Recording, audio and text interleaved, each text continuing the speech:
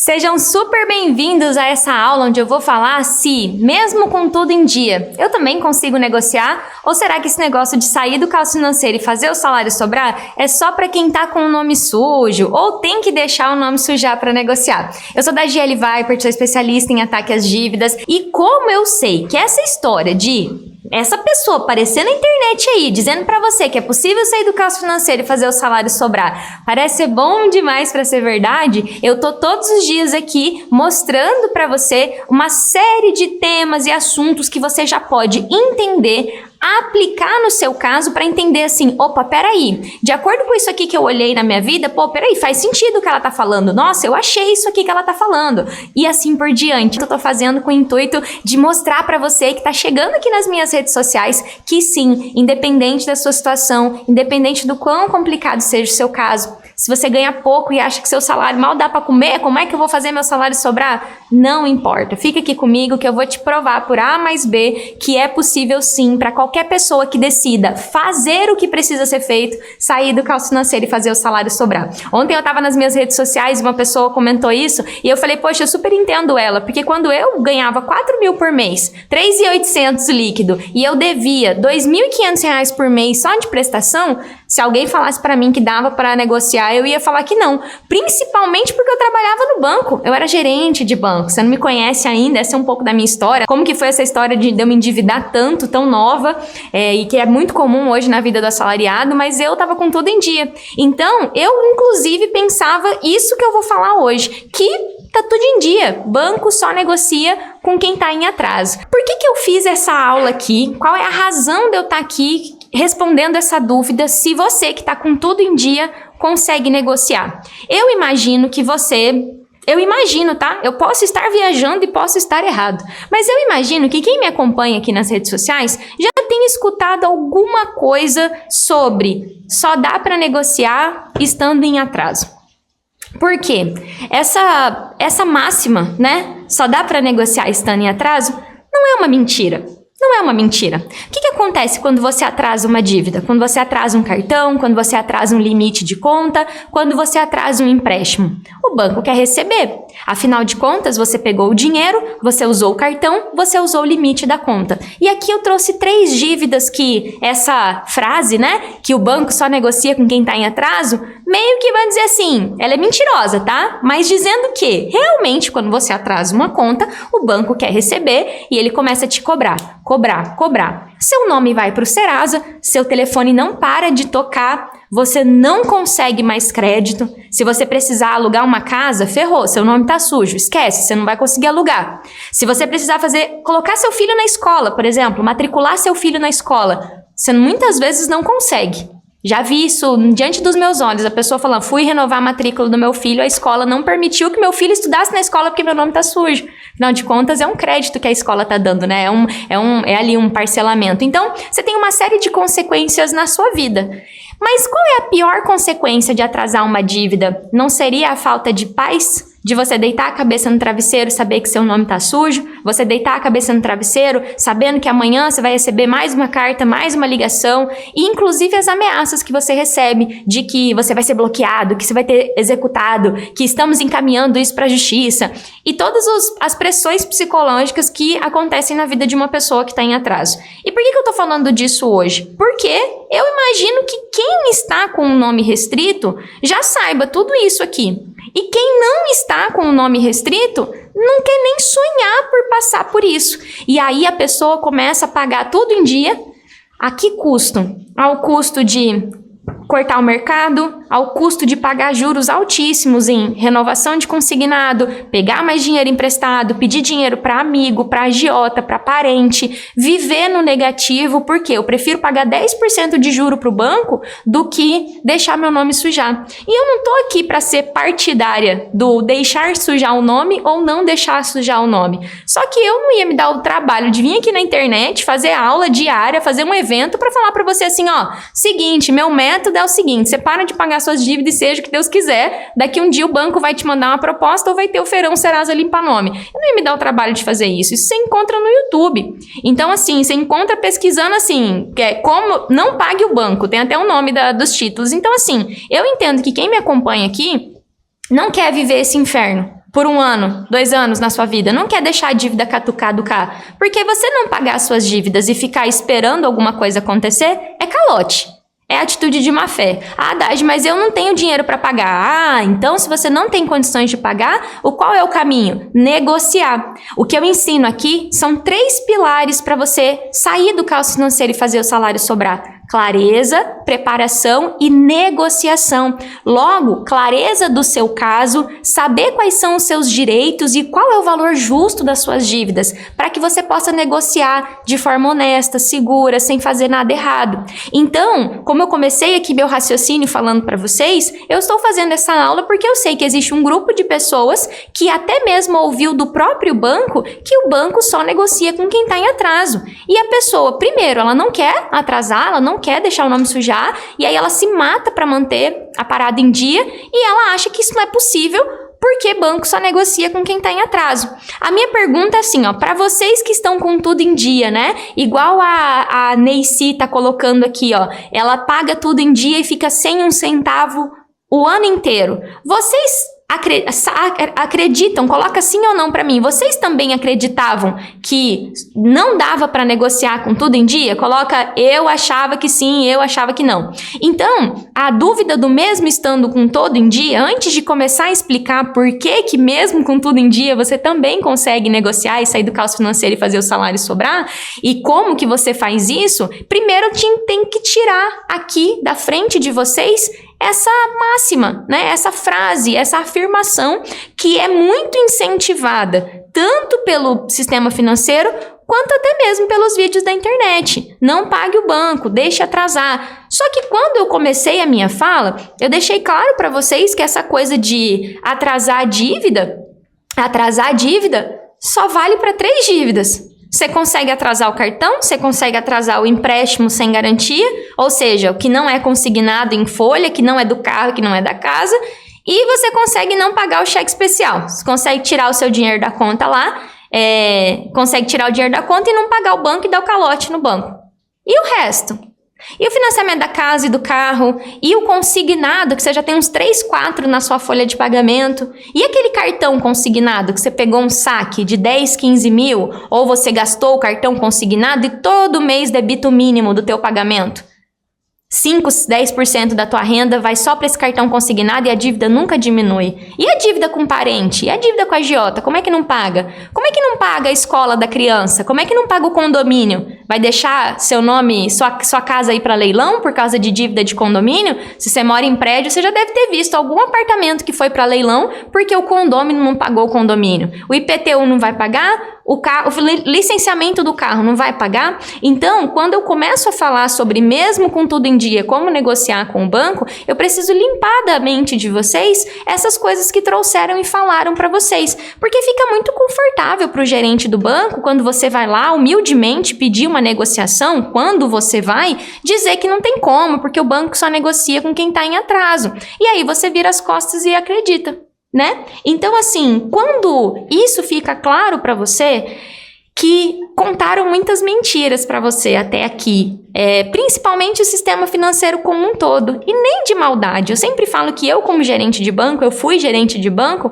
nem tudo que eu falava para os meus clientes, eu falava assim, eu vou falar isso aqui, eu vou mentir pro cliente. Tinha coisas que eu falava para os meus clientes que eu tinha certeza absoluta que era aquilo ali que eu estava falando, porque eu fui treinada daquele jeito pelo banco. Então, essa frase, olha, eu não tenho nenhuma negociação não tem nenhuma negociação para você porque o banco só negocia quando está em atraso. Eu falava isso para os meus clientes. E não era porque eu era uma pessoa ruim, era porque eu fui treinada assim. E aí, quando a gente entende isso, a gente pode agora entrar aqui para o que eu vou falar hoje.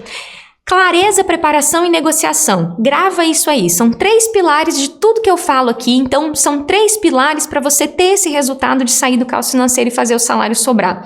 Quando eu falo sobre abandonar essas mentiras, duvidar do que é falado para você, principalmente pelo senhor gerente do banco ou atendente do telefone, é para que você comece a ter preparo.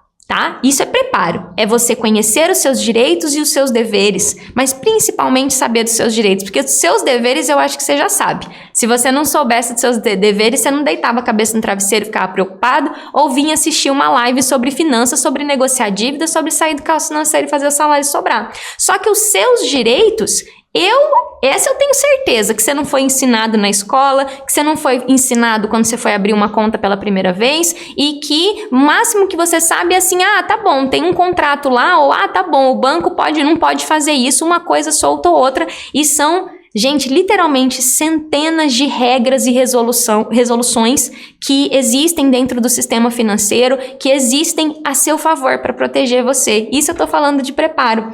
Só que quando eu nem sequer cogito que eu posso sair do caos financeiro e fazer o salário sobrar, como é que eu vou ouvir os meus direitos? Como é que eu vou atrás dos meus direitos? Porque eu acho que o banco só negocia com quem está em atraso. Então, qual é a oportunidade que eu quero trazer para vocês aqui hoje? Dívida é dívida. Dívida é dever algo a alguém. Só que cada uma das suas dívidas, fica comigo e presta atenção aqui. Cada uma das suas dívidas tem uma característica, ou seja, ela pode ser consignada na folha, ela pode ser sem garantia, ela pode ser de diversas formas, cartão de crédito, ela pode ser um financiamento de casa ou de carro, ela tem uma característica. Cada uma das suas dívidas tem um preço, que é chamado de taxa de juros. Cada uma das suas dívidas tem uma taxa. E a sua taxa não é igual à taxa do irmãozinho, do amiguinho, do vizinho, do seu colega de trabalho. Então, aqui na live tem a Jeane, a Neici e o Ivan. Cada um deles tem uma taxa. Por quê? O preço que o banco cobra em cada contrato é individual daquela operação e daquele cliente. Por mais que possa ter, a Neici possa ter um juro parecido com o do Ivan, às vezes o Ivan e a Neici têm a mesma dívida, devem 10 mil para o banco e o juro da Neici é 4% e do Ivan é 12%. Então, a dívida tem uma característica e ela tem um preço. E isso não significa que esse juro é abusivo. Da mesma forma que o mercado aqui da esquina pode cobrar R$10 num vinho A, o mercado da outra esquina pode cobrar R$30 no mesmo vinho A, porque preço é quem está vendendo que coloca. Logo, o banco, entre aspas aqui, pode cobrar um juro diferente da Neici e do Ivan, porque ele precifica conforme o cliente. Ou seja, ele precifica o juro do teu empréstimo de acordo com o risco que ele tem de você, entre aspas, não pagar. Então, pega comigo aqui. Cada dívida que você tem uma característica, cada dívida que você tem uma taxa de juros, cada dívida que você tem um prazo e tem mais um dedinho aqui. Cada dívida de uma pessoa pode ter produtos embutidos dentro da dívida que muitas vezes você nem sabe que tem. Quando eu entendo isso, o nome disso é clareza. Opa, peraí. Não é tudo dívida. Não é tudo tá em dia em atraso. Então eu posso citar sim que uma quinta característica da dívida é ela estar em dia ou ela estar em atraso. Pode ser, pode colocar aqui. Mas quando a gente vai começar esse caminho para sair do caos financeiro e fazer o salário sobrar, ela está em dia ou em atraso é uma característica totalmente irrelevante. E eu vou além. Quem está em dia está numa situação pior do que quem já está em atraso. Por quê? A pessoa que está em dia, ela está se matando para manter em dia. Eu já falei isso aqui, mas eu vou voltar aqui. A Neici colocou aqui pra gente. Eu me mato para manter tudo em dia. Eu fico sem o dinheiro para carne. E eu não tô tirando isso da minha cabeça. Eu entrevistei há um tempo atrás a Mariana. Eu entrevistei a Priscila. Eu entrevistei a Hilda. E todas me falavam a mesma coisa. Daji, eu tava com o nome limpo, mas eu não comprava fruta para dentro de casa. Eu tava com o nome limpo, Daji, mas não tinha dinheiro para levar o meu filho para um sorvete. Daji, eu tava com o nome limpo, mas todo o meu salário ia só para pagar conta. A Joelma, querida, aqui também. Passava pela mesma coisa. Então, quando a gente começa a entender isso, a gente pode olhar assim, tá bom, então por que é possível, né? O que eu chamo de sair do caos financeiro e fazer o salário sobrar? Ontem eu fiz uma aula onde eu demonstrei uma situação real de uma pessoa que com um salário de 3 mil, ela devia 3 cartões, 5 mil cada um. Como é que essa pessoa ganhando 3 mil vai pagar 15 mil de cartão? Qual que é a primeira coisa que vem na cabeça? Não tem como, eu preciso deixar atrasar. Aí a Maria pensa assim, meu Deus, minha mãe falou que a única coisa que a gente tem nessa vida é o nome. Eu não posso deixar atrasar. O que eu vou fazer? Vou ligar lá no Nubank e vou aceitar o parcelamento de fatura, vou ligar lá no Itaú e vou parcelar a fatura, vou ligar lá no Santander e vou parcelar a fatura. Eu vou me ferrar, mas pelo menos meu nome vai ficar limpo. Então, quando você consegue entender isso, é porque só te foi ensinado assim. É só assim que você sabe fazer. Ou o banco vai oferecer um empréstimo para você, ou seja, isso que eu falei hoje aqui para vocês. Você conhece esse caminho. A Haddad sempre fala aqui que, além do horizonte, existe um lugar onde é possível sair do caos financeiro e fazer o salário sobrar. Qual seria esse novo jeito? Qual seria essa nova forma de fazer? Se eu tenho um cartão de crédito, eu tenho um salário de 3 mil e eu estou devendo 3 cartões. Com clareza da minha situação, eu entendo que eu tô com um endividamento grave. Porque você dever só em cartão de crédito 5 vezes o que você ganha, a gente já vê que tem um endividamento grave. A pessoa que eu tô falando ainda tem mais dívida. Eu peguei só os 3 cartões aqui. Aí eu vou para um segundo ponto, preparação. Se eu estou devendo 3 cartões, não é a única forma eu aceitar o parcelamento do banco, porque eu não posso pagar esse parcelamento. A minha dívida de 15 mil de cartão vai para 45 mil e eu vou ficar 5 anos pagando essa parada, 3 vezes mais do que eu gastei.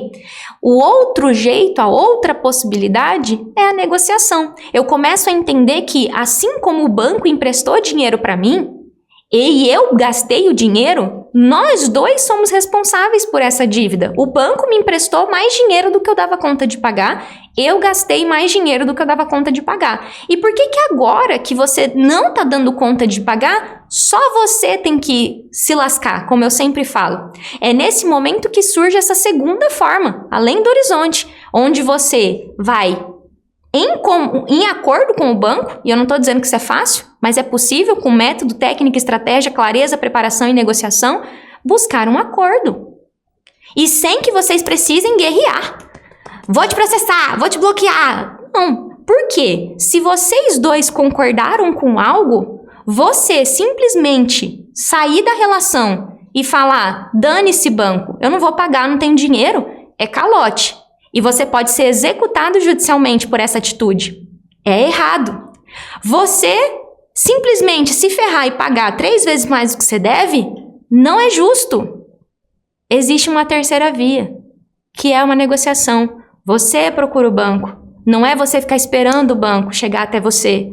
Então, mesmo estando com tudo em dia, como negociar com o banco? Através de clareza, preparação e negociação, para que, por um novo jeito, provavelmente um novo jeito que você não ouviu falar até aqui, eu acredito que talvez é novo isso para você, você possa pegar esses 15 mil e diluir em 60 vezes sem triplicar a sua dívida. Que seja, paga um juro. Se eu estou devendo 15, vamos fechar em 18, que seja, 18 dividido em 60, ou pega a dívida lá, faz e que seja 20.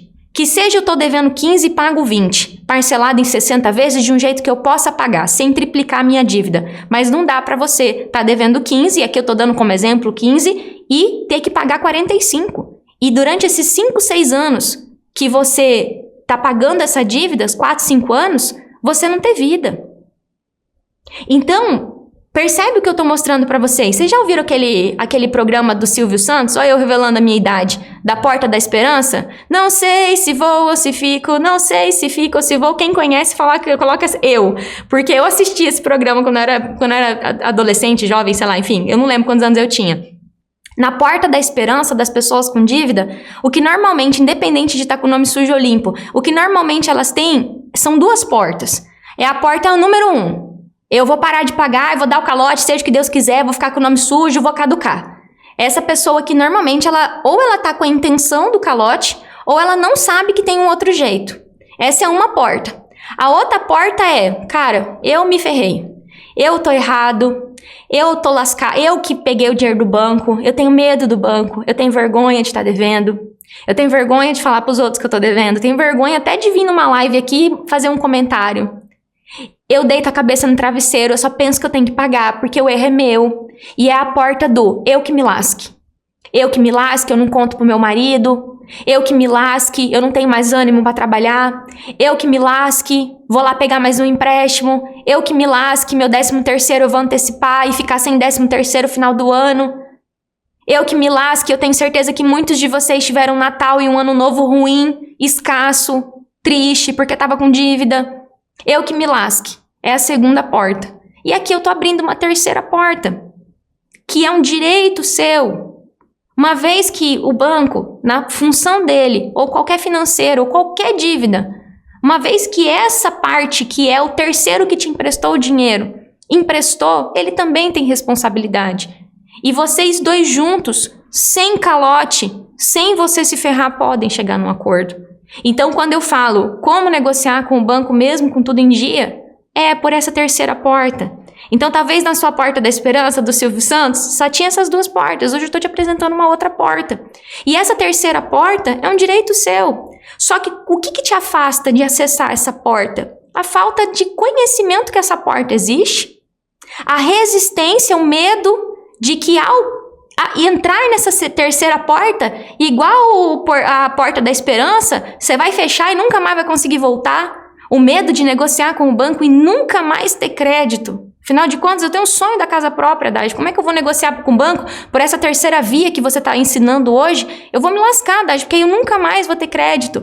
Eu não tenho dinheiro para negociar. O Van Clay não estava na aula de ontem, né? Van Clay, relaxa, tamo junto aqui. Eu falei sobre isso ontem. Eu não tenho dinheiro, porque aí eu pago o banco, eu fico sem nada. Então a pessoa, ela literalmente nem consegue enxergar. E eu sempre trago esse exemplo para vocês porque a falta de clareza, que é o primeiro pilar do método Mais Dinheiro Zero Dívida, que é o que eu trago aqui para vocês, que é o método que eu desenvolvi depois de ter vivido 4 anos nas dívidas, hoje tendo mais de 3.500 alunos. Essa terceira via aqui, clareza, é você enxergar o que ninguém vai te contar, porque o sistema financeiro não quer que você saiba que você pode negociar. E a iniciativa pública não tem grana suficiente para fazer educação de direito do consumidor gratuita por aí, não. E quando tem, as pessoas não usam. Então, essa terceira via, se as pessoas soubessem dela, a gente não tinha 60 milhões de brasileiros, famílias, se declarando endividada. Por quê? Porque as pessoas vivem no que eu chamo de uma escravidão financeira e elas simplesmente estão cegas, sem nem enxergar que é possível fazer diferente. Tem a palavrinha chamada crença limitante, né? Que ficou famosa na internet. O que se chama crença limitante? É quando você acredita em uma coisa e é assim e ponto. E você nem se permite pensar em outra coisa. Não sou muito de usar esse termo não, mas basicamente você acredita numa coisa e você não se permite enxergar outra. E quando eu falo da possibilidade de negociar as dívidas e falo que clareza tem a ver com entender cada uma das suas dívidas e entender a forma de negociar cada uma delas, para que você possa ouvir o que eu vou falar, você precisa enxergar essa terceira via. Quando eu cito essa forma diferente de negociar, que eu chamo do jeito certo de negociar, que é uma vez que vocês dois foram fazer o empréstimo, vocês dois podem negociar agora uma forma de pagamento que você consiga pagar.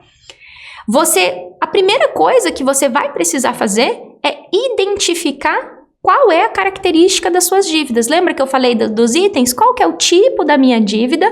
Qual que é o juro da minha dívida? O prazo da minha dívida? E será que tem alguma coisa embutida nessa dívida que eu fiz? Essas 4 coisas aqui vale para todo tipo de dívida. E aqui eu quero trazer um conceito para vocês, que é o conceito dentro de clareza, que é a separação das dívidas por tipo.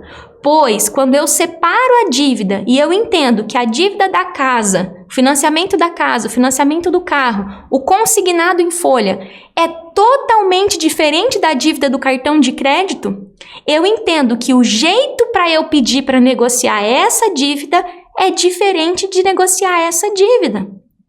Vou dar um exemplo mais palpável para vocês. Imagina que aqui, na frente de vocês, eu estou com uma banana e com uma melancia. Eu consigo comer a melancia da mesma forma que eu vou comer a banana? Sim ou não? Eu sei que parece meio idiota pensar isso, mas você vai visualizar isso, você nunca mais vai esquecer o que eu estou te ensinando. Para eu comer uma banana, o que eu preciso? Da minha mão e descascar a banana. Para eu comer uma melancia, ou eu vou pegar uma faca e vou cortar a melancia e fatiar ela, ou vou jogá-la no chão, para ela se estrupiar toda e eu conseguir comer. Digamos que eu esteja na selva, né? A melancia não tem como descascar. Ela é uma casca dura. E quando nós falamos de dívidas bancárias, em termos de dureza e facilidade ou dificuldade de negociar, a gente tem as dívidas melancia e as dívidas banana. É um exemplo, eu tirei esse exemplo da cachola aqui agora. São os tipos de dívida. O que é a dívida melancia? A dívida melancia é as dívidas que têm garantia. O que é garantia, Dage? É quando eu vou lá e financio a minha casa, é quando eu vou lá e financio o meu carro, é quando eu vou lá e dou o meu salário como garantia, que são os consignados, ou os empréstimos com garantia em salário, e o cartão de crédito consignado, e as antecipações de 13º, férias e IR, imposto de renda. São as dívidas melancia. Então, se hoje você tem dívida melancia, que são essas dívidas com garantia, saiba que sim, a casca é mais dura. Quando a gente tem essas dívidas, nós fizemos um compromisso que a gente amarrou alguma coisa nessas dívidas. Então, ao buscar uma negociação dessas dívidas, eu tenho que estar ciente que eu estou em posição de desvantagem e que eu preciso de uma faca, que eu vou precisar saber quais são as características do meu empréstimo consignado, se foi colocado um seguro lá dentro ou não. O que um seguro faz no empréstimo? Um seguro, ele faz com que o empréstimo fique muito mais caro. Você foi lá para pegar 10 mil emprestado, enfiaram 3 mil de seguro lá dentro. Ao invés de você financiar 10, você financiou 13 mil. Dívida melancia, preciso de faca para cortar. E dívida banana? Olha que doido, banana é mais fácil de descascar. Quando a gente fala do empréstimo sem garantia, do limite da conta, do cartão de crédito, o que é empréstimo sem garantia? Aqueles empréstimos que eu peguei o dinheiro, assinei um contrato e eu entreguei e só. Eu não dei meu carro, eu não dei casa, eu não dei fiador, eu não dei nada. São as dívidas banana. Significa que se eu pegar um negócio cheião de banana, assim, um caixão de banana, cheio de banana, muitas bananas, com as 96 bananas, por mais que seja fácil de descascar, você vai conseguir comer tudo de uma vez? Imagina a cena assim, ó, vou colocar 120 bananas na sua frente. Será que você dá conta de comer 120 bananas de uma vez, mesmo sendo fácil de descascar? Volta aqui para a analogia. Se você tem um monte de cartão de crédito, se você tem um monte de empréstimo, se você tem várias crediário em loja, você tem um monte de dívida banana, ou seja, como se você tivesse com 120 bananas em cima da tua mesa para você comer. Por mais que você esteja com fome, você não vai conseguir comer tudo de uma vez. Como é que a gente faz para comer 120 bananas? Parcelando. Pedacinho por pedacinho, uma banana por vez. Mesmo que hoje você esteja atolado em dívida, quando a gente faz o reset financeiro, a gente consegue ver que, opa, peraí, eu tenho meu custo de vida que eu chamo de essencial para viver e pelo menos R$300 por mês para parcelar as minhas dívidas eu tenho, mesmo que seja 120 bananas. Eu consigo comer 2 bananas esse mês, 2 bananas esse outro mês, e aí a gente fala de parcelamento de dívida. Então, assim, por mais que eu esteja dando um exemplo bem, parece que esses dias eu fui na missa de criança, eu fui numa missa que era uma missa para criança. Aí o padre, semana passada foi o sermão da montanha, né? E aí eu ouvindo o padre falando e falando assim, por mais que às vezes eu traga um exemplo bem lúdico aqui para vocês, é para vocês entenderem a simplicidade que é essa outra via. O que normalmente você está acostumado a fazer quando você tem dívida melancia, que é dívida de financiamento? Ah, não tenho o que fazer, eu não tenho uma faca, deixa apodrecer, não tem como resolver. Porque é uma dívida melancia, uma dívida com garantia, não tem como reduzir o juro, não tem como porque meu juro já é baixo, não tem como porque meu emprego só paga pelo Banco do Brasil, lá no Banco do Brasil eles não querem diminuir, e aí você tá com uma dívida melancia na mão e não consegue cortar, e tá sem faca. O que é faca? Preparação para negociar. Clareza é saber que você tem uma melancia e uma banana na sua mão. Preparação é falar, opa, peraí, aqui eu preciso de uma faca, preciso de técnica, preciso entender a minha dívida, preciso de contrato, preciso saber sobre ela. Por isso que a Dage está aqui, a gente está deixando lá para vocês a aula do registrato. O que tem nesse registrato? as suas dívidas. Tem lá dizendo o que é dívida melancia, o que é dívida banana. Ou seja, o que é dívida com garantia, o que é dívida sem garantia.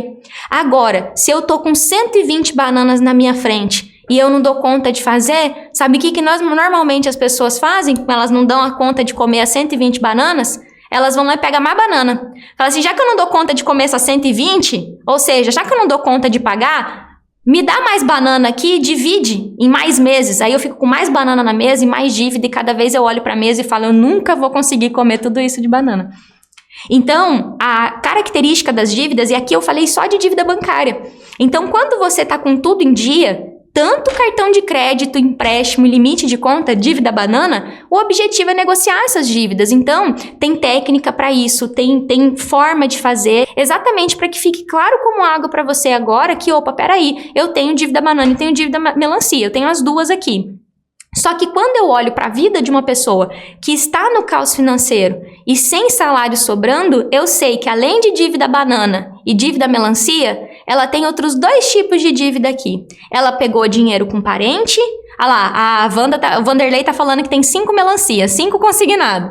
Então tem como cortar essa melancia, Vanderlei, para ela ficar mais barata, para ela ficar mais digerível para você conseguir comer, digestível, melhor falando, para você conseguir comer ela. Só que quando eu olho para vocês, eu sei que algumas pessoas já pegaram dinheiro com a agiota, já pegaram dinheiro com parente, já usaram o nome de outras pessoas. Aí eu tenho outro tipo de dívida, uma dívida que não deixa o nome no Serasa, mas que se você está devendo um agiota, por exemplo, não tem como, não vou pagar o agiota. Tem agiota que só cobra e tem agiota mais perigoso, né? E quando a gente olha além das dívidas bancárias, também tem pessoas que estão devendo escola de criança, que estão devendo IPTU, que estão devendo IPVA, que estão devendo outras coisas, o próprio imposto de renda. Então, eu tenho 4 grupos de dívida. 4 grupos de dívidas. Eu não pensei em fruta para esses 2 tipos de dívida. E como é que eu separo isso na minha vida, né? Normalmente, vocês vão ouvir da educação financeira tradicional, que a Daj não gosta muito, uma palavrinha bem assim, ó. Para você sair das dívidas, você precisa listar as suas dívidas. Pegue um papel e coloque faça uma lista das suas dívidas. Aí eu penso assim, né? Aí no final da lista, você olha e chora para a lista, porque você faz o quê com essa lista da dívida? Normalmente as pessoas falam assim, agora você vai no banco e vai negociar. Aí você vai chegar no gerente e vai falar, então, gerente, eu fiz uma lista aqui da tristeza das minhas dívidas e eu vou no banco. E eu vim aqui negociar com você. E o gerente vai falar, só negocia com quem está em atraso, junta tudo numa parcela só e triplica a dívida. E assim por diante. Então, lembra que eu falei da terceira porta? Quando eu separo as minhas dívidas, qual é a melhor forma de fazer essa separação? A melhor não, a minha forma que eu ensino a fazer. Você pegar uma folha em branco e você fazer um traço assim, fazer um traço assim. Eu não vou compartilhar minha tela, mas eu vou ver se eu consigo mostrar no iPad para vocês. Você vai dividir, vai pegar uma folha em branco e fazer 4 quadradinhos. Eu brinco que eu tô meio lúdica hoje, né? Vou tentar fazer com uma letra mais grossa aqui para dar para enxergar. Vamos tentar, se vai dar certo. Devia ter pego uma folha normal. Assim, não sei se pra vocês deixa eu ver se peraí que eu vou colocar aqui. Vai dar pra vocês enxergarem sim. Um quadradinho assim, ó. Aí aqui, eu vou colocar aqui do meu lado. Aqui eu vou colocar as dívidas melancia. Vou colocar aqui, ó, melancia. Aqui eu vou colocar minhas dívidas banana. O que é dívida melancia? As dívidas da casa, vou colocar mais pra cá. As dívidas da casa, a dívida do carro, a dívida do consignado, a dívida do cartão consignado. Aí eu vou listar elas. Aí eu vou fazer uma lista de dívida. E aqui, o que eu vou colocar? As minhas dívidas banana. Cartão de crédito, empréstimo pessoal, limite de conta. O que vai vir aqui? Eu tô devendo algum parente? Eu tô devendo alguma agiota? O que vai vir aqui? Eu tô devendo algum imposto? Eu tô devendo escola? Eu tô devendo IPVA? Já foi imposto, né? Eu tô devendo condomínio? E aqui você constrói o que eu chamo de mapa de dívida. Daj, o que eu vou fazer com esse negócio aí? Você tá me ensinando a fazer um mapa de dívida pra quê? Pra que eu preciso ter? Você não falou que é a triste história da minha vida olhar pras dívidas? Quando você entende que as dívidas têm diferença entre elas, e você sabe, opa, peraí, eu tenho essa dívida nesse banco que é com garantia, eu tenho essa dívida com esse banco que é de cartão. que não tem garantia, você entende que existe um jeito diferente de negociar cada uma delas. Então, por exemplo, o Bruno tá me perguntando aqui, qual é mais fácil de negociar? Cartão ou limite da conta? É tudo banana, Bruno. É tudo banana, negocia igual. Então, tanto o empréstimo pessoal, quanto o limite da conta, quanto o cartão, é negociado buscando um parcelamento justo pelo valor justo. Só que quando eu não sei a característica da minha dívida, eu simplesmente falo assim, eu tenho uma fruta aqui para cortar. Imagina que você tem você chega umas 10 frutas para você cortar e você chega para alguém que tem a faca. Aí a pessoa, você não pediu a faca, você só falou, hein, arruma um negócio aí pra eu cortar minhas frutas. A pessoa não vai saber se você quer só uma faca, se você quer uma faca grande ou uma faca pequena, uma faca de serra ou uma faca sem serra. Então, quando você começa a entender que para que eu peça a negociação de uma dívida melancia, eu tenho que saber qual que é o tipo da faca que eu vou pedir. Vocês já tentaram cortar uma melancia com uma faca de passar manteiga no pão? Vocês sabem que aquela faca de passar manteiga no pão é ruim pra cortar, né? Ela é pra passar manteiga no pão. Aí vocês vão falar com o gerente. Falar com o gerente é tentar cortar melancia com faca de passar manteiga no pão. Você vai, demorar e bobear, você não vai conseguir. Porque a faca é cega, né? Ela não corta ali profundo. Vai ser maior dificuldade. Isso quando consegue.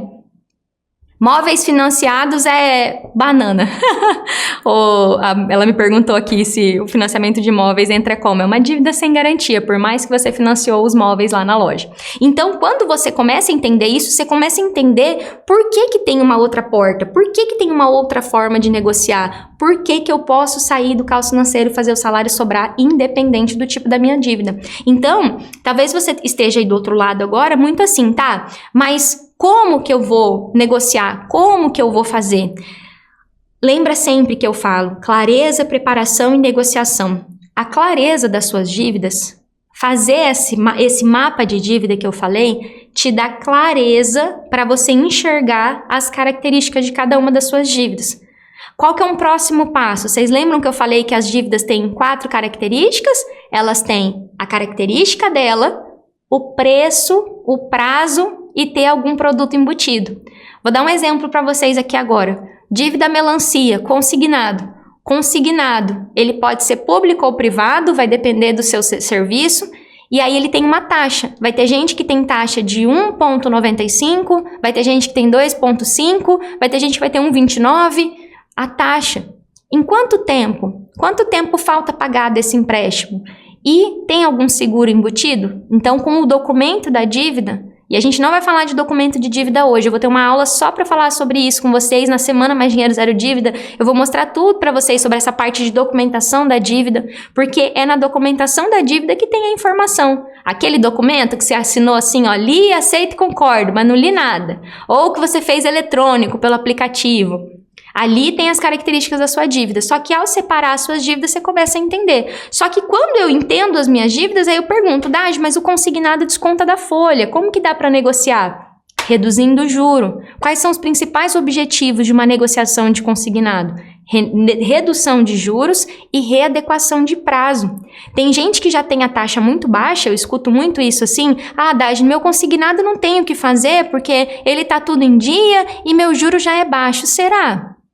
Será que não precisa de um ajuste de prazo? Um ajuste de prazo que te dê mais alívio no mês ou um ajuste de prazo que faça com que você pague mais rápido essa dívida?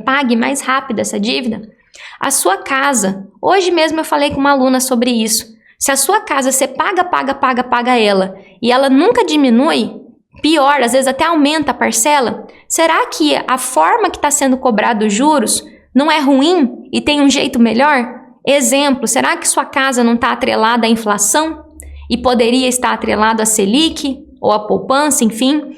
Então, peraí, tem mais coisas aí, tem mais coisas nessa melancia que eu preciso saber. Cartão consignado, que eles falam que só tem como pagar à vista. Mentira, tem como parcelar.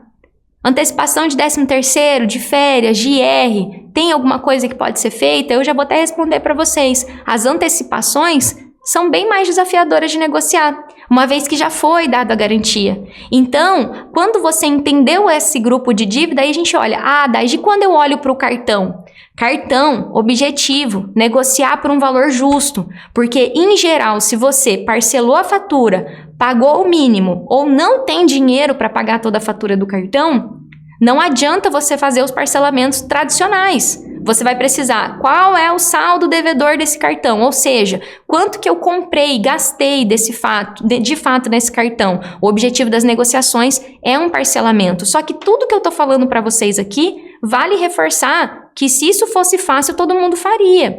Não é fácil, mas é possível. Você precisa de clareza, preparação e negociação. Por isso eu estou falando isso aqui.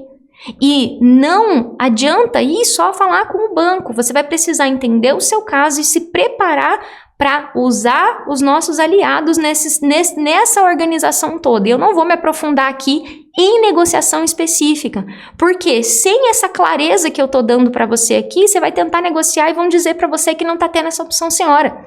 É um meme que eu tenho aqui na internet, né? Não tá tendo essa opção, senhora. Aqui no sistema não tem nenhuma opção de parcelamento para a senhora, é só parcelar a fatura. E aí, tanto nos empréstimos, vou dar um outro exemplo, né? Dívida banana, empréstimo. Eu peguei 10 mil para pagar 96 vezes de 500 reais. 10 mil para pagar 96 vezes de 500 reais. Vamos fazer junto a conta? 96 vezes de 500 reais. Eu peguei 10 mil para pagar 48 mil. E para piorar, eu já paguei 20 parcelas desse empréstimo. Vamos ver quanto que dá? 20 vezes 500. Já paguei 10 mil e ainda estou devendo 38 mil para o banco.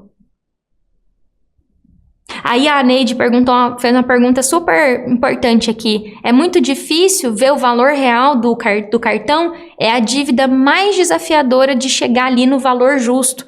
Porque, em geral, a pessoa já fez tanto parcelamento, que ela já virou uma bola de neve, mas é possível. Quem já tá com o registrato na mão, pega o registrato e olha lá. Você vai ver, crédito pessoal com consignação em folha.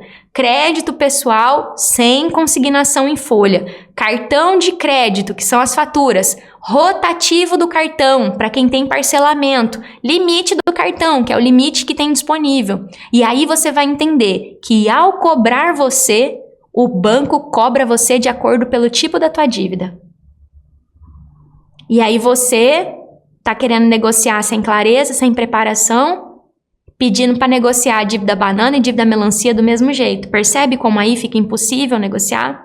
Algo que eu quero dividir com vocês é o seguinte. Eu sempre falo, né? Eu sou uma entusiasta, né? Da clareza, né? Para sair do caos financeiro e fazer o salário sobrar. Quando eu falo isso, até muitas vezes me esqueço de voltar aqui e falar para você do quanto isso é poderoso na tua mão.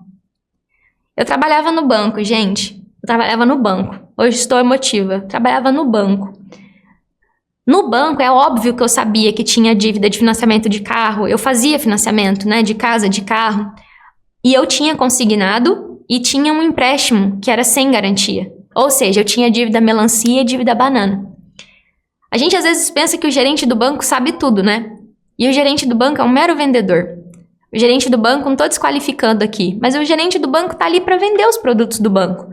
Eu não era avaliada como gerente pelo quão fofinha eu era com os meus clientes. Todo mundo fala que eu sou meio bocuda aqui na internet, né? Porque no banco é assim mesmo. É tudo faca na caveira. A gente não é avaliado por quão bonzinho a gente é com os nossos clientes. A gente não é avaliado no banco pelo cliente disse que a gente é um bom gerente. A gente é avaliado de acordo com os produtos do banco que a gente vendeu. Com o lucro que a gente deu para o banco. E quando eu estava com dívida, eu só pensava assim, eu devo o banco. E pior, né? Devo meu chefe. Nunca passou na minha cabeça que o meu consignado tinha uma taxa de 0,80 alguma coisa. A taxa de funcionário é muito baixa. É mais baixo que consignado de servidor público. Só que o meu problema real não era o consignado. Meu problema era aquele empréstimo, maldito empréstimo, que eu peguei 30 mil para pagar 90 e a taxa era 3,89. E aí, quando uma única vez que eu tive coragem de superar a minha vergonha de estar devendo para o meu chefe, de superar o medo do banco sonhar que eu estava com dificuldade até de fazer meu mercado e me mandar embora. Eu tinha muito medo do banco descobrir que eu estava devendo. Porque no banco, o gerente não pode ficar enrolado financeiramente, não, senão leva puxão de orelha lá. Tem umas regrinhas lá. Cada banco é de um jeito. No meu banco, isso era bem rígido, assim, na época. Eu trabalhava no HSBC nessa época. E aí, quando eu tomei coragem de ir falar com o meu gerente, porque gerente de conta tem gerente, né? Eu não era gerente de mim mesma, eu tinha outro gerente. Eu cheguei pra ele e falei, ei, ô colega, e aí eu tratei como colega de banco, né? Ô, tô pagando muito juro, tô apertada, não tem alguma coisa que dá pra fazer? Aí ele me respondeu, ele falou, Daj, não dá, sua margem você não tem mais margem pra conseguir nada, você não tem mais limite de crédito, não tem o que fazer. Mesmo eu sendo bancária, mesmo sendo contadora, mesmo sendo uma pessoa super instruída, porque eu estudava as coisas do banco, pra você trabalhar no banco você tem que estudar. Eu simplesmente desisti de tentar negociar. E talvez você tá aqui agora me assistindo e tava assim também. Então, é para você enxergar o quanto que é poderoso você começar a saber dos seus direitos e das possibilidades que existem. A partir do momento que você tem acesso à internet, que você tem acesso à informação, que você tem acesso ao conhecimento, escolher não olhar é com você. Então, o que eu tô dizendo para você é se compromete. Se compromete, por quê? Quando você enxerga essa possibilidade, agora você precisa se aprofundar nela. Então, o que eu trouxe para vocês hoje é um conceito de mapa de dívida que você faz hoje aí do seu caso. É para você fazer, não é só para você me ouvir, não. Começa a relacionar suas dívidas, mas não de um jeito que não vai servir para nada, mas de uma forma que você possa agora, entendendo a característica de todas elas. E se você tá aqui, não viu a aula do registrato que eu fiz, entra lá na semana e no grupo de WhatsApp para você ter acesso a essa aula. Porque lá eu pego exatamente essa ferramenta que ajuda você a entender um pouco mais todo o seu endividamento, o quanto que o banco está cobrando de você e um passo por vez agora você ir enxergando as possibilidades de negociação. Antes que eu me esqueça, como eu estava falando para vocês, essa clareza sobre as suas dívidas é a faca para cortar a fruta. E sem ela, você fica dando com a cabeça no muro, igual quando você vai negociar e recebe um não. Então agora você tem uma coisa clara na tua cabeça, que tem um jeito diferente para negociar cada uma das dívidas.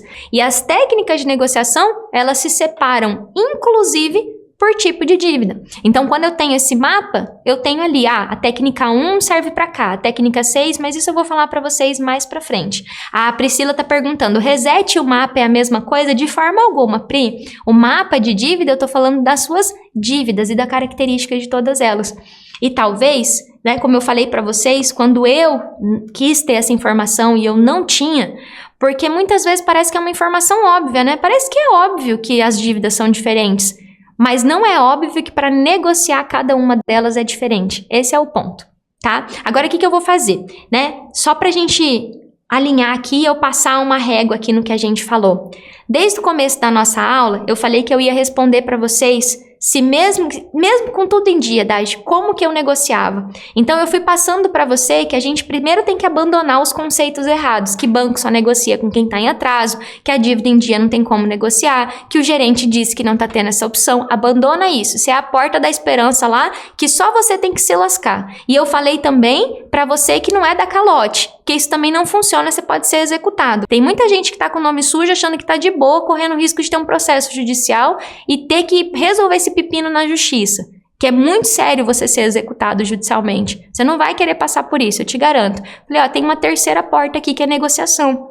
Então, olha o quanto de coisa que você enxergou hoje da sua vida financeira, das suas dívidas, para você poder começar a fazer diferente, para você começar a ter uma outra oportunidade. Além do horizonte, existe um lugar onde é possível negociar as dívidas, sair do caos financeiro e fazer o salário sobrar. É isso que eu bato aqui todo dia. E aí você agora, como eu falei, passando tudo isso, você consegue, quando a sua mente falar assim, mas não dá porque é meu caso isso. Mas não dá porque meu gerente disse isso. Você fala, opa. Isso aqui, a Daj falou que eu preciso começar a desconfiar das coisas que me falam vindo do sistema financeiro. Tá bom? Bruno escreveu bem assim, né? Daj, eu tô quase pegando um Pix parcelado pra pagar não sei o que lá pro banco. Bruno, eu costumo sempre dizer que eu acho que liberdade para mim é você saber o que você está fazendo. Eu costumo dizer assim, aqui no Brasil a gente é livre para ir para vamos dizer, para a Argentina. É só ir lá no aeroporto, comprar uma passagem que eu vou para a Argentina. Só que eu não sou livre se eu não tenho dinheiro para ir para a Argentina. Então eu não sou livre. Eu sou livre da permissão de ir e vir, mas eu não sou livre financeiramente. Se eu moro em Cuba, eu não sou livre. Eu posso ter o dinheiro, mas eu não posso sair de lá. Tem as regrinhas lá de dentro do país. Eu não posso simplesmente ir embora. Então eu não sou livre. Agora, se eu sei que eu posso ir e vir, e eu tenho dinheiro para ir e vir, e eu sei como ir e vir, aí eu posso dizer que eu sei ir, né? Eu falo que isso é um conceito de liberdade. Liberdade não é só você ter o direito, é você poder usufruir daquilo. Quando você assiste uma aula como essa, onde eu falo que dar o calote não é certo, onde eu falo que só você se ferrar não é certo, e que tem um terceiro jeito de você negociar sem fazer nada errado, seguro, de forma honesta, e você escolhe, por livre e espontânea vontade, entrar na segunda porta, onde só você se ferra, e o banco ganha muito dinheiro, porque um Pix parcelado, o juro é 7,5% para cima. Aí é você usufruindo da sua liberdade. Então, como um adulto que você é, e eu gosto sempre de falar aqui, eu falo para adulto. Como um adulto, eu acho que é muito ruim quando a gente não tem conhecimento. Só que quando a gente tem conhecimento e escolhe fazer errado mesmo assim, aí é liberdade. Aí é liberdade. Então, para mim, o que eu falo que é meu papel aqui? É mostrar que existe um outro jeito, é mostrar que existe uma outra forma, é mostrar que eu passei 9 anos dentro de instituição financeira, é mostrar que eu senti na pele essa dor de passar 4 anos vivendo com o mínimo, do mínimo, do mínimo. Muitas vezes deixando de comer carne, dividir na carne, assim, um pedacinho de carne pra marmita do almoço, da janta, porque eu não sabia que tinha essa terceira porta. Agora, a partir do momento que você sabe, aí o que você vai fazer é você entender por que será que eu quero entrar nessa porta onde só eu me ferro? Será que é porque eu fui ensinado assim desde criança? Eu vi meus pais com problema financeiro? Será que é porque eu tenho vergonha de realmente assumir que a situação que eu tô passando é grave e que eu preciso resolver? Será que é porque não tô com o saco para negociar? Vou pagar juro. E ó, vou te dizer que tem muita gente que fica por causa disso, viu? Paga juro pro banco porque, não tô com tempo não para resolver esse negócio de negociação. Então, assim, só você vai poder, através dos seus atos diários, escolher o que você quer pra sua vida.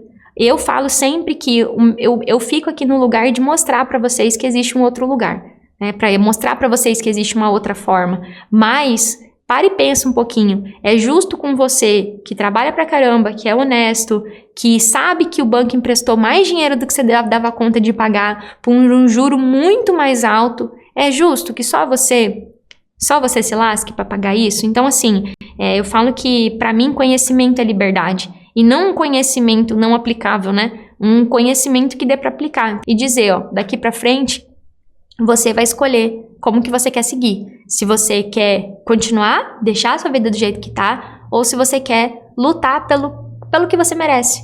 E a primeira coisa para você lutar pelo que você merece é você ver que você merece.